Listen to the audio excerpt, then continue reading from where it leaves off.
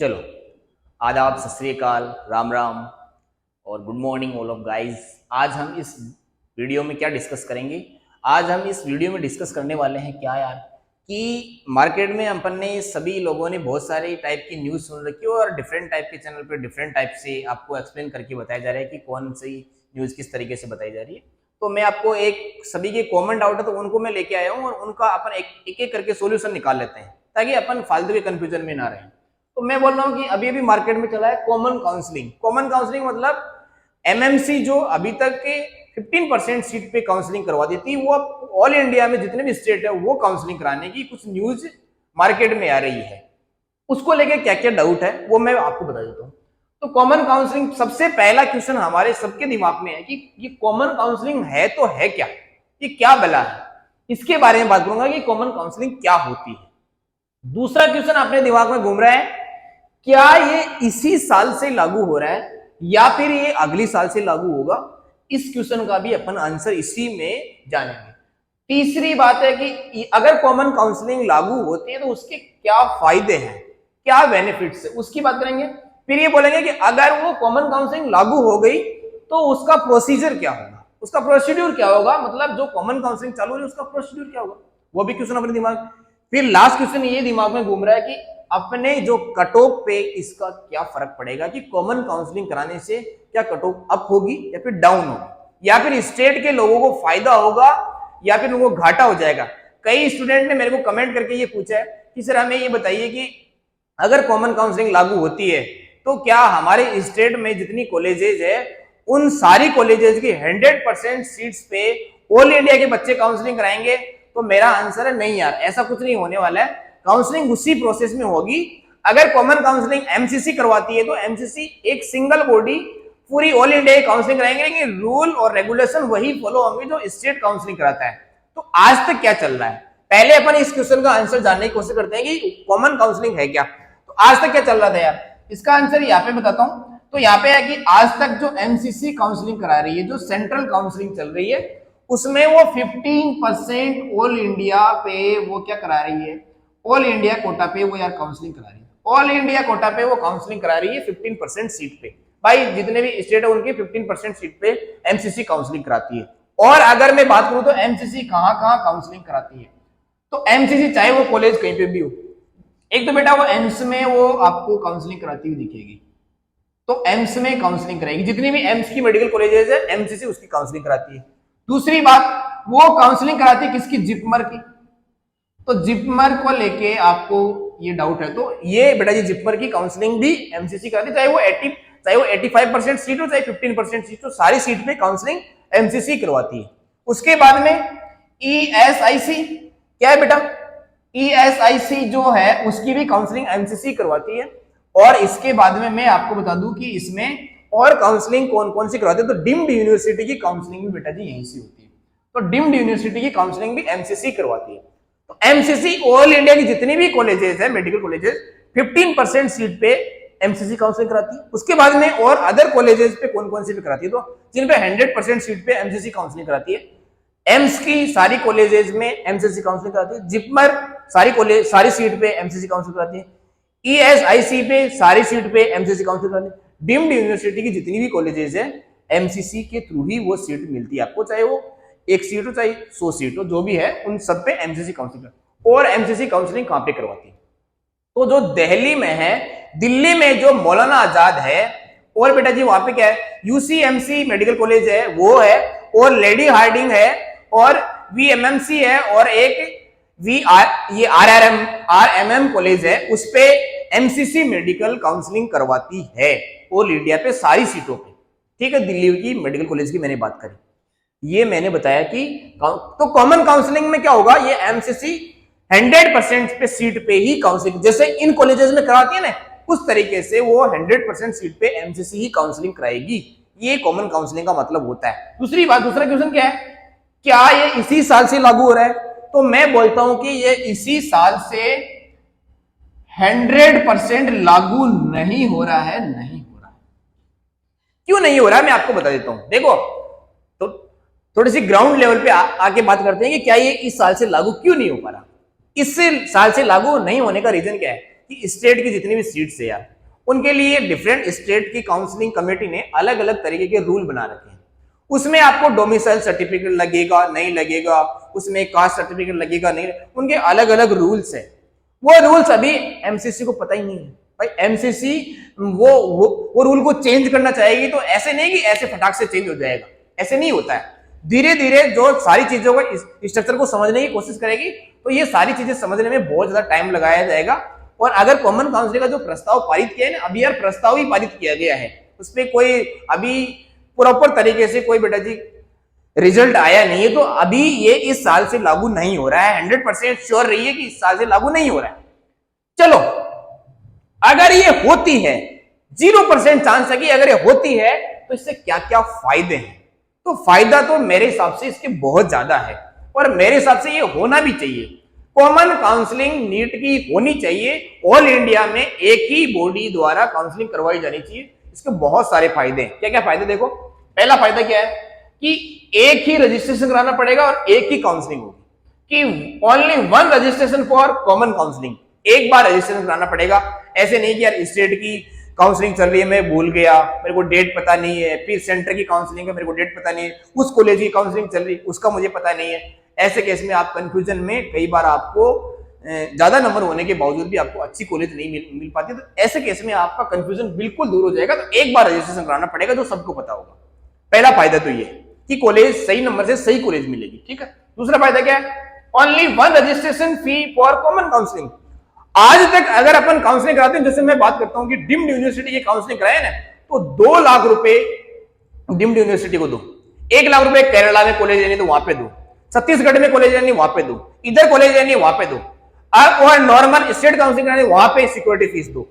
तो अब की बार क्या करना पड़ेगा, जो कॉमन काउंसलिंग है उसमें आपको एक बार रजिस्ट्रेशन फी देनी पड़ेगी, चाहे आप कॉलेज कहीं से भी ले रहे हो, ऑल इंडिया से ले रहे हो, चाहे आप बेटा स्टेट की कॉलेज ले रहे हो, एक बार आपको क्या देनी पड़ेगी, रजिस्ट्रेशन फी देनी पड़ेगी। तीसरा बेनिफिट क्या है, तीसरा फायदा क्या है, only one security money for common counselling. जितनी भी कॉलेज है, चाहे वो डीम्ड यूनिवर्सिटी कॉलेज हो, चाहे प्राइवेट यूनिवर्सिटी कॉलेज हो, चाहे बेटा वो प्राइवेट कॉलेजेस हो, चाहे आपको government college through out India हो, सब में सिक्योरिटी फीस एक ही बार देनी पड़ेगी। सिंगल टाइम आपको सिक्योरिटी फी देनी पड़ेगी। बार बार ऐसे केस में क्या होता है यार, कई अब सभी लोगों के पास में तो पैसे होते नहीं है, तो ऐसे केस में आपको जगह जगह पैसे देने की जरूरत नहीं पड़ेगी, मतलब आपके पैसे बचेंगे। और कई बार सिक्योरिटी मनी आपको वापस नहीं मिलती है किसी टेक्निकल इश्यू से, या फिर कोई हरामी लोग बैठे होते हैं उनकी वजह से आपको सिक्योरिटी फीस वापस नहीं मिलती। तो ऐसे केस में आपको ज्यादा पैसों का नुकसान नहीं होगा, ठीक है, और टाइम भी बचेगा साथ में। और बताओ, ऑनलाइन काउंसलिंग होगी, इसमें आपको ऑफलाइन कॉलेज में जाना नहीं पड़ेगा, ऑनलाइन घर बैठे आराम से, अगर आपके पास में अच्छा काउंसलर है, उसको अच्छा नॉलेज है, तो वो आपकी ऑनलाइन काउंसलिंग कर देगा, कहीं भी भटकने की बिल्कुल जरूरत नहीं है, ठीक है क्या, ये फायदा इसका। फिर नो डॉक्यूमेंट वेरिफिकेशन। इतने दिन क्या होता था, जैसे ही कॉलेज अलॉट हुई फर्स्ट राउंड में, आप भाग के डॉक्यूमेंट वेरिफिकेशन कराओगे या फिर ऑनलाइन वेरिफिकेशन कराओगे, वो लफड़ा खत्म। इसमें डॉक्यूमेंट वेरिफिकेशन कराने की बिल्कुल जरूरत नहीं है। आपको सीट अलॉट हो गई तो कॉलेज में जाके अपना एडमिशन करा दो, अगर आपको ये सीट सही लग रही है, ठीक है ना। कितना फायदा है, टाइम बचेगा बहुत ज्यादा। फिर क्या है, only one seat hold by a candidate at A time. इतने दिन क्या होता था, ऑल इंडिया की काउंसलिंग चल रही होती है, अगर फर्स्ट राउंड अगर ऑल इंडिया का चल रहा है, एमसीसी काउंसलिंग करा रही है, तो एक अच्छे नंबर वाला बच्चा एक सीट ब्लॉक कर देता था ऑल इंडिया की। दूसरी बार जब उसके स्टेट की काउंसलिंग चलेगी तो वो उस सीट को भी ब्लॉक कर देगा। तो एक वो ऑल इंडिया से सीट ब्लॉक करके बैठा है, एक वो सीट ब्लॉक करके बैठा है इस सीट की, तो एक कैंडिडेट 2 सीट को ब्लॉक कर दिया। अब वो जाएगा तो एक ही जगह, लेकिन एक सीट फिर लास्ट में वैकेंट रहती है, कुछ हरामी लोग उनको पैसे लेके उनकी सीट को भरते हैं। ऐसे केस में क्या होगा, तो दूसरे बच्चों का नुकसान होता था इतने दिन, वो ऐसी काउंसलिंग में, कॉमन काउंसलिंग में नुकसान नहीं होगा, ठीक है क्या। तो एक टाइम में एक कैंडिडेट एक ही सीट होल्ड कर सकता है, ठीक है। फिर ये बोला नो सिक्योरिटी मनी फॉरबिड। अब सिक्योरिटी मनी में आपको नुकसान ज्यादा नहीं, पहली बात तो आपको सिक्योरिटी मनी जगह जगह नहीं देनी पड़ रही, दूसरी बात कम देनी पड़ रही है, और कम देनी पड़ रही है उसके बाद में आपके ये सिक्योरिटी मनी जाने का चांस नहीं है, मतलब आपके घाटा होने का बिल्कुल भी चांस नहीं, ठीक है क्या। तो ये फायदा हो गया। फिर है no seat vacant after counselling. इतने दिन आपको पता ही नहीं चलता था कि ऑल इंडिया में आपको गवर्नमेंट कॉलेजेस की सीट दिखा दी जाती थी, इतनी सीट होती है, पर काउंसलिंग के टाइम पे बच्चों को पता ही नहीं होता यार, बच्चे अपने अलग ही टेंशन में लगे हुए हैं। और जो ये काउंसलर्स होते हैं ये कई सीटों को ऐसी की ऐसी उड़ा देते हैं, पता ही नहीं चलता, अपन को पता ही नहीं चलता कि 2500 सीट कहां पे गायब हो गई। ऐसे केस में आपको वैकेंट सीट कहां पे है पूरा आइडिया मिल जाएगा कॉमन काउंसलिंग से। तो गधे लोगों को सीट नहीं मिलेगी, अच्छे लोगों को सीट मिलेगी, ठीक है क्या। तो यहाँ पे no seat vacant after counselling. Last focus only one time one platform. आपका फोकस एक ही जगह रहेगा कि कॉमन काउंसलिंग चल रही है, ऑल इंडिया की काउंसलिंग चल रही है और ये सीट है, इस तरीके से मेरे को कॉलेज फिलअप करनी है और इस तरीके से मेरे को कॉलेज फिलअप करनी है, तो मेरा कॉलेज मिलने का चांसेस क्या है। तो एक बार मेरे को चॉइस फिलिंग करनी पड़ेगी और उसमें मैं आराम से ध्यान से पूछताछ करके आराम से मैं एक प्लेटफॉर्म पे आराम से काउंसलिंग कराऊंगा, तो मेरे को मेडिकल कॉलेज अच्छी से अच्छे नंबर के अकॉर्डिंग मिलने के ज्यादा चांसेस रहेंगे, ठीक है ना। कितना फायदा है यार, बहुत ज्यादा फायदा है।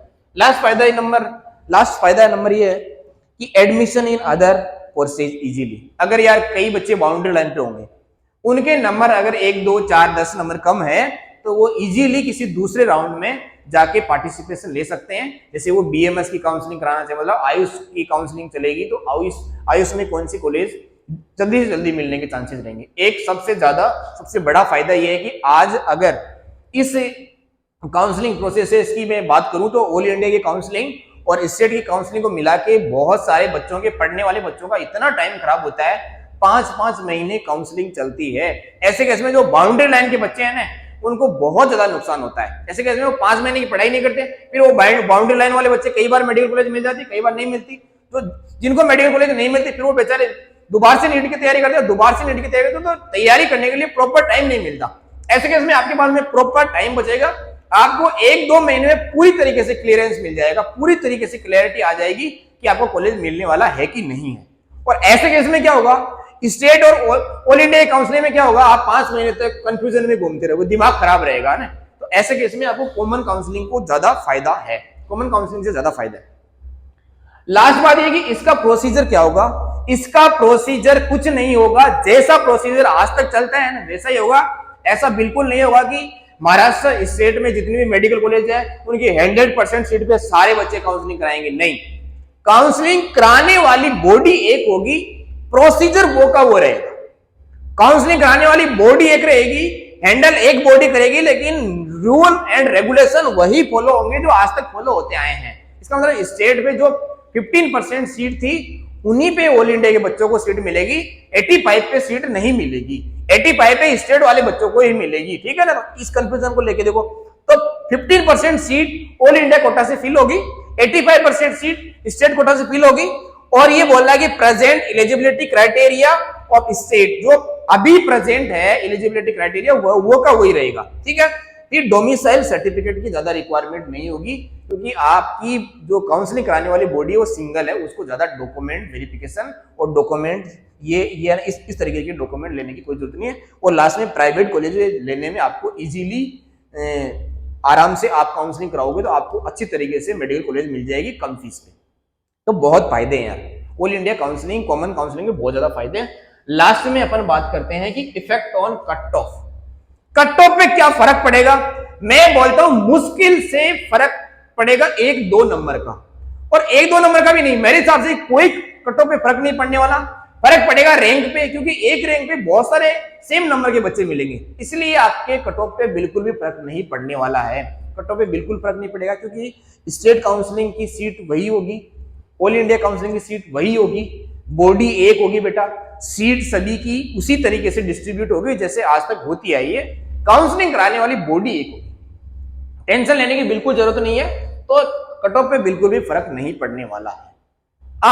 ऐसा है कि इसमें एक फायदा है कि किसी के बाउंड्री लाइन पे नंबर है ना, तो वो कहीं ना कहीं सीट वैकेंट जो रह जाती है वो सीट वैकेंट नहीं रहेगी, तो जल्दी से जल्दी बच्चों को सीट मिल जाएगी और काउंसलिंग जल्दी से जल्दी खत्म हो जाएगी, तो टाइम कम बचेगा, सॉरी टाइम खूब बचेगा तैयारी करने वाले बच्चों के लिए, और टाइम यहाँ पे कम लगेगा, ठीक है क्या।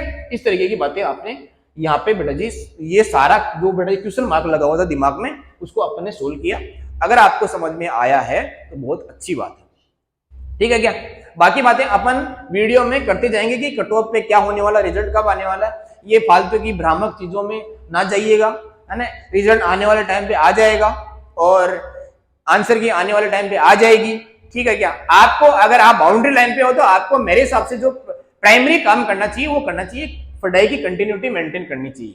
अगर आप बाउंड्री लाइन पे हो और आप पढ़ाई नहीं कर रहे हो तो आप बहुत सारे बच्चों से पहले ही पीछे थे और पीछे हो जाओगे। ऐसे केस में आपको पढ़ाई कम से कम कंटिन्यू रखनी है। आपको कॉलेज लेना है नहीं लेना डजंट मैटर, पढ़ाई कंटिन्यू रखो। पढ़ाई कंटिन्यू रखोगे और पढ़ाई करने से कभी आपको नुकसान नहीं होने वाला है। ठीक है क्या? ऐसा नहीं कि पढ़ाई करोगे तो आपको ये हो जाएगा ये हो जाएगा, कुछ नहीं होने वाला। और हेल्दी रहिए, एक्सरसाइज करिए, खाना अच्छा खाइए और आराम से रहिए। टेंशन लेने की बिल्कुल भी जरूरत नहीं है। Okay, thank you.